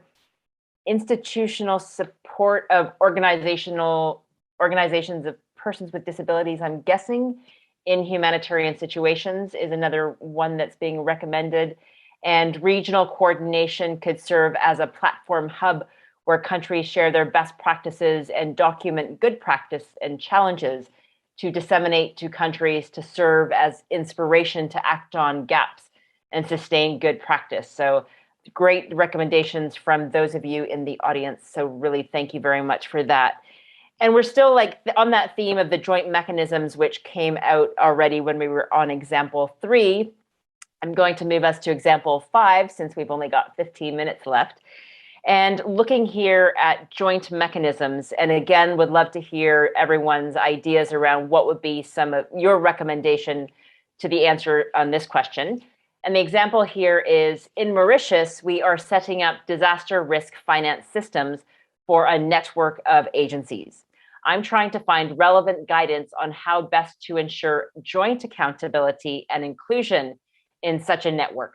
How could we best approach this? And I just want to remind panelists around this question that was raised around, is the joint accountability around really bringing everyone around the table, or is it more just about the results, the complaints and feedback mechanisms and responding, or does it involve all of those elements for such networks? I don't know who of you would like to go first on this one. John, Rachel, Sylvie? John, I see you've unmuted yourself, so I'm going to let you go first. Let me come in. It's quite an interesting scenario, because early this year, when we were going through the ground bargain localization workstream country level dialogue in Nigeria, we realized that most actors don't come together to sit and discuss it, to discuss issues. So what we did was moved into the participatory approach to bring in all the key stakeholders. So we had some sort of leadership structure. It was co-led by INGOs, donors, and bring in local actors. So it was sort of bring everybody to the decision table and give, since everybody can come to the decision table, let's have key representative of each of the relevant stakeholders. And what did we achieve? We achieved wider expanse of coverage to ensure that more people's voices were heard. Then we had the peer-to-peer accountability mechanism that was thrown in there. So what an NGO is doing, an NGO knows. So we don't just are taken by surprise when we see reports. No, we understand what is in there. Now, how can we relate this here? In ensuring that we expand this, joint mechanism doesn't just happen. We have to agree. We have to agree on common terms, on what keep the organization interests at bay, and let us focus on the interests of the affected population that we are paid and we are working to achieve.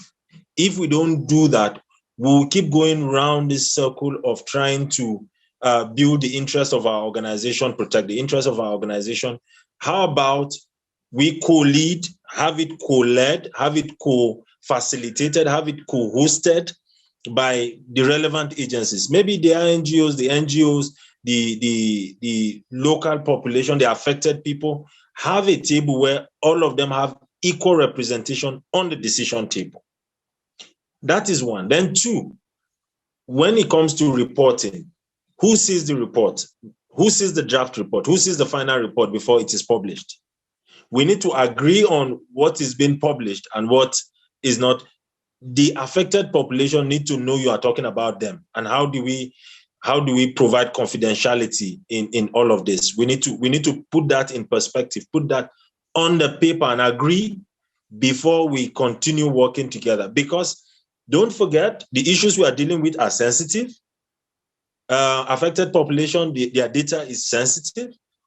So you don't want to just throw that into the public glare without having it cleared and cleaned. Maybe I'll stop here. Super. Thank you, John. Sorry, my mouse went wild again. I think that's really important, that issue about are we on the same page? Do we have the same understanding? And as you said, we don't often get everyone around the table who necessarily needs to be there. And we need to find ways to ensure that we do bring the relevant actors around the table. Sylvie, Rachel, do you want to come in on this one around the joint mechanisms and how do we ensure joint accountability and inclusion in networks? Rachel, please.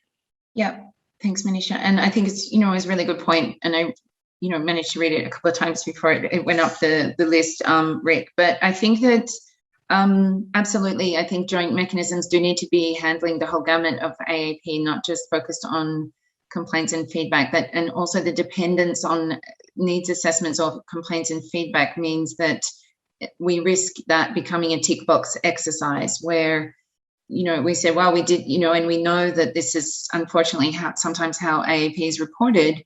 We talked to 567 women in this province and they said this. And of course, we need to do that. We need to gather that evidence, but more importantly, we need to act on it. And I think your point about transparency is an enormous one, because I think we have been, even with good intentions, perhaps, that there's not that feedback loop, going back to community and say, here's what we couldn't do. We heard you. This is what we did. If indeed action was taken, this is what we are not able to do because of ABCD. And we heard you, rather than going back over and over again on regular basis and asking the same questions. So I think absolutely the transparency question is a very big one. And I would hope, I don't want to, talk so much about, I don't think there's a silver bullet at all, but I do think that we've tried to really bring that out in the design of this and the guidance around this AAP framework, the collective AAP framework, about really ensuring those processes are tied to it, and that complaints and feedback are just one element of that. And again, that's why we're taking the time to try to engage with, really make it an exercise to engage with the leadership, like the HCs of course, and other leadership structures, to get a really constructive engagement around writing an AAP action plan and setting priorities around that, and committing resources, joint resources, to how it will be implemented over the following year or whatever period it is tied to, and who will do that.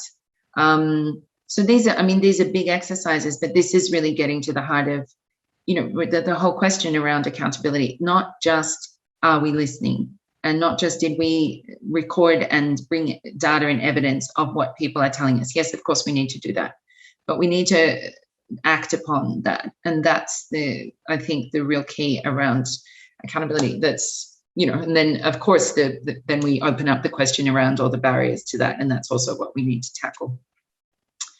Thanks, Manisha.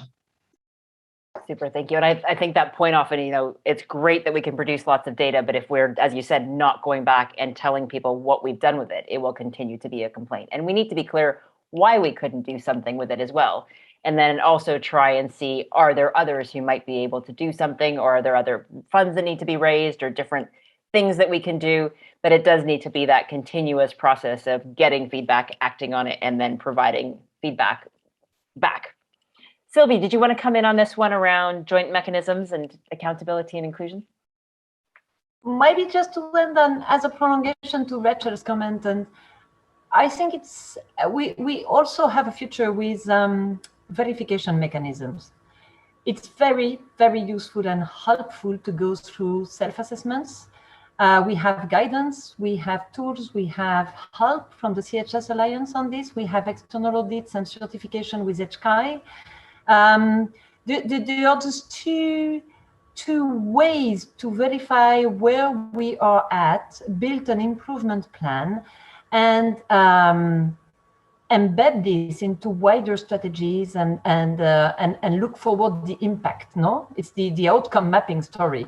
Where do we want to go? Where are we at? And what is the path to go there?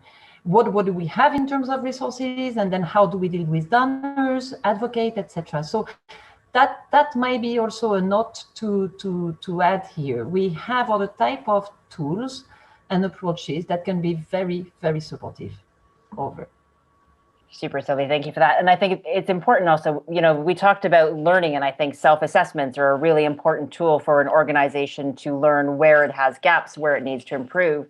But often what we're seeing is that we're mixing a little bit of that compliance element with that learning element. And I think maybe that's a whole other webinar to get into, but I think we're mixing those two objectives in a way, especially when it comes to the verification and the certification of, yes, you've done a great job, donors like to see it, but it doesn't necessarily address that compliance issue that maybe you had said before, is that are senior managers then really putting in things into place or not? But that's a big one.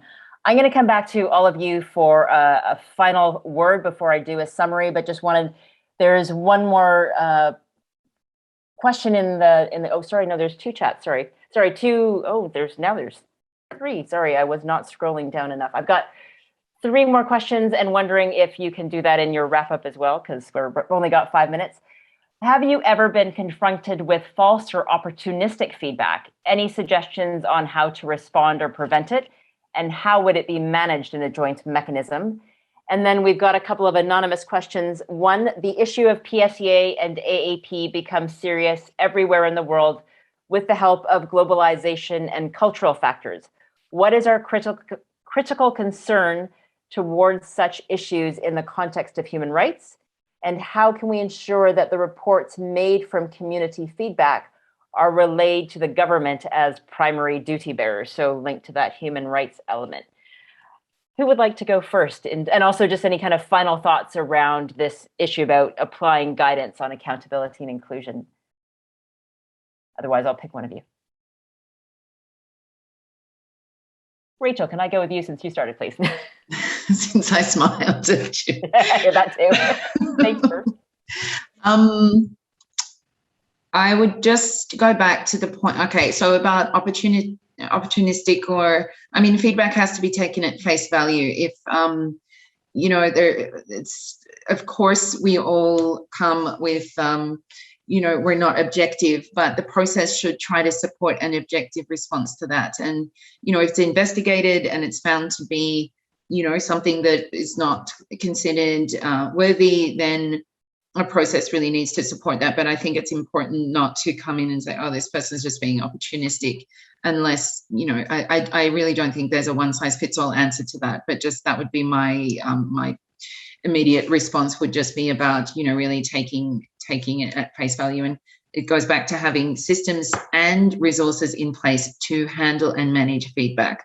Because, in sensitive feedback, obviously, importantly, because people want to know that it's being handled, that it's being put through a process which is fair and dignified and respectful, and so on. So that's on that. I think the question, I mean, it's a really big one around the rights approach and human rights and how these things intersect. But I think it's important just that we remember again that. Well, two things. One is that, to go back to my first point around context, is really important. And I think any context is going to have very different parameters and conditions around what is the relationship between the humanitarian response and the government. What is the sort of the affected persons? Are they part of a national population? Are they an internationally displaced population, internally displaced, or so on? So I think that those contexts have to be very important. But I think we do often with AAP, and I see this a lot, and we have a lot of discussions around this, that accountability within a humanitarian response, for example, where does it end and where does the sort of civil society and civil rights space and human rights space start, and what are the intersections there? And I think there's a very that has changed a lot in the last, especially in recent years, with the sort of diminishing space around rights that's been, result of multiple factors, and that's come out. I mean, they're barely conclusions, Manisha, but I think these are my reflections. Super. Thank you very much, Rachel. And I think also super helpful in terms of thinking about the different contexts and how we manage rights. Sylvie, since you're next on my screen, I'm going to turn to you, if that's okay.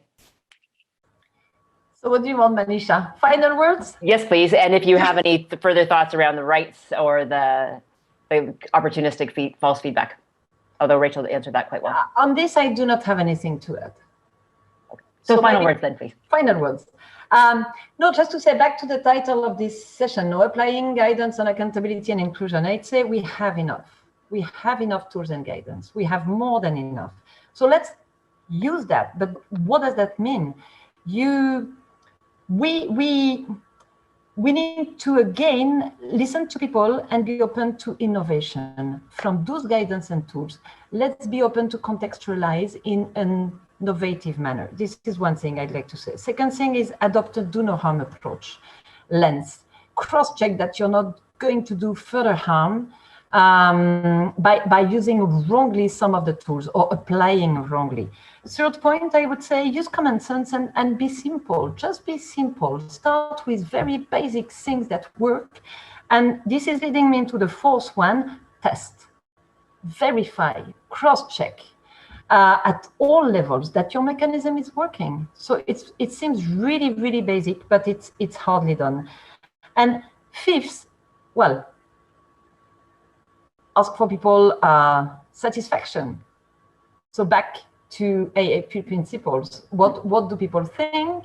Are they happy with the mechanism? Are they confident that it works for them? And how do you draw lessons from this and share those lessons? And to finish, there is no simple answer, but again, we have more than enough to consolidate, to adapt what is in our hands to respond in the best possible way. I think so. Super. Thanks very much, Sylvie.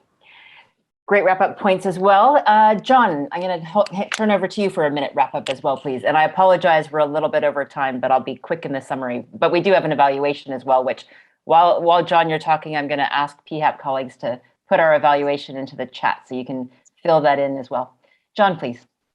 Okay, I'm not sure I can respond to that, but to the issue of how to take report at face value. But overall, it would be helpful to look at the source of your content first, of the report, and confirm the credibility of that report before you jump at a conclusion. Two, it would also be helpful, like I said, if you can have a participatory approach to ensuring that all the actors are captured.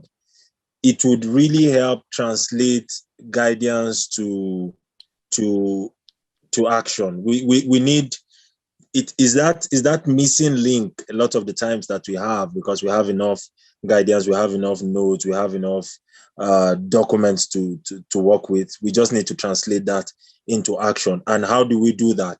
Bring it down. Let it be bottom-up approach, and ensure that the relevant voices are captured at the decision table, and that would help us move forward in making impact. Thank you for having me.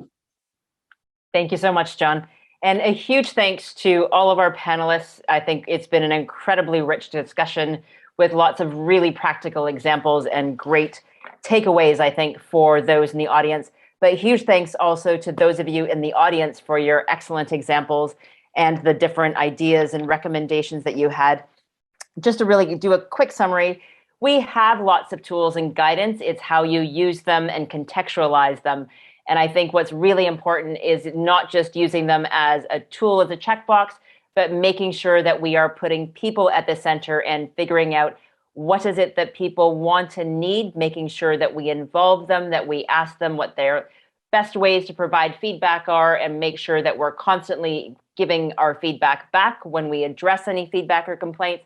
And if not, why not? And making sure that those tools are really used to serve people. And I think what's very important to keep in mind is that people have dignity, people have rights, they have agency, and we need to keep that in mind no matter what we're doing around accountability and inclusion. So it's not just joint complaints mechanisms, but how do we make sure that their voices are heard, that they're becoming part of decision-making and involved throughout a program cycle.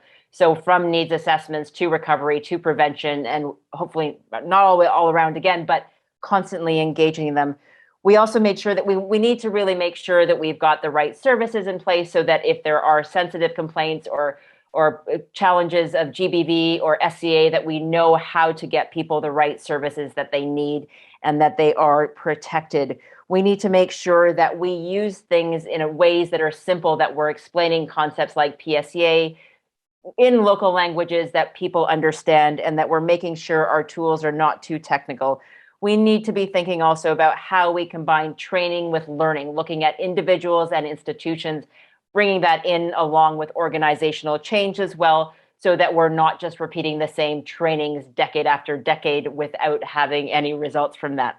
So really thinking about how to embed adult training and learning into broader mechanisms, broader organizational management, but also ensuring that senior leadership and senior management is taking accountability and inclusion seriously and prioritizing it, which led to that conversation we had around compliance. You know, how many managers have been fired for not ensuring that accountability is part of their organization's approach and inclusion? So we really need to make sure that senior managers are made sure that they see it as a priority, and that we are thinking about having a people-centered approach and not splitting things into too many different ways, but really thinking about how can we combine complaints and feedback mechanisms that bring together AAP, PSEA, gender-based violence, et cetera, so that we think about people and make it easy for them to be able to provide feedbacks and complaints, and that we're ensuring that we talk to them about what sort of mechanisms that they would want to have. We need to be thinking again longer term about how do we make sure that we're holding organizations accountable, that we make sure that we're using some of that peer support, that peer review, but also making sure that organizational learning is not mixed up with compliance or used as a checkbox. If we've got a self-assessment that a donor says, well, you didn't pass, that's not good enough. No, it's a learning opportunity, and we need to make sure that we see that difference between learning opportunities for organizations, having a plan to get there so that we can solve some of these super complex issues, and making sure that compliance is a different issue so that we're not inhibiting organizational learning.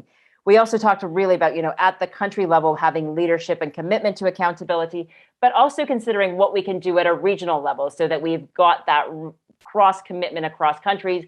We can share examples, we can share learning, but that we're thinking about how do we put people at the center of all these things and bringing people around the table to have these complicated conversations at times about how do we really put people at the center, and then how do we make sure we take their feedback and act on it, and that we are held accountable as leaders, whether it's humanitarian coordinators or country directors, but really making sure that we're holding them accountable for acting on the feedback that's been given and being transparent when we can't do that.